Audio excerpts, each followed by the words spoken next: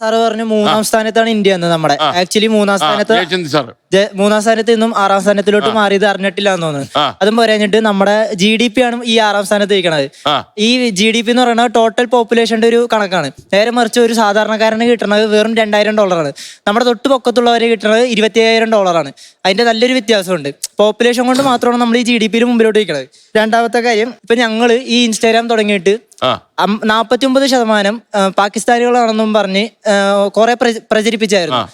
പക്ഷെ അത് കഴിഞ്ഞിട്ട് 94% ഇന്ത്യക്കാരാണെന്നും പറഞ്ഞ് ഞങ്ങളുടെ ഫൗണ്ടർ പ്രൂവ് ചെയ്തു.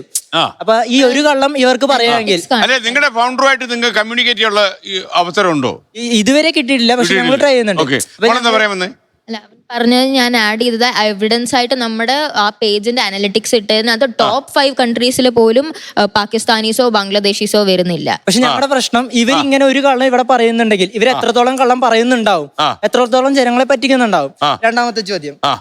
അടുത്തത്, എന്തെങ്കിലും ഒരു ചോദ്യം ചോദിക്കുമ്പോൾ ഈ പണ്ടത്തെ കാര്യം അല്ലെങ്കിൽ ഹിസ്റ്ററി പറയണത് ഇവർക്ക് സ്ഥിരമുള്ളതാണ്. അത് മാത്രമാണ് ഞങ്ങൾ ചോദിക്കുന്നത്. ഞങ്ങൾക്ക് ഹിസ്റ്ററി അല്ല വേണ്ടത്. മാത്സിനെ പറ്റി ചോദിക്കുമ്പോൾ ഹിസ്റ്ററിനെ പറ്റി ഒരു കാര്യമില്ലല്ലോ.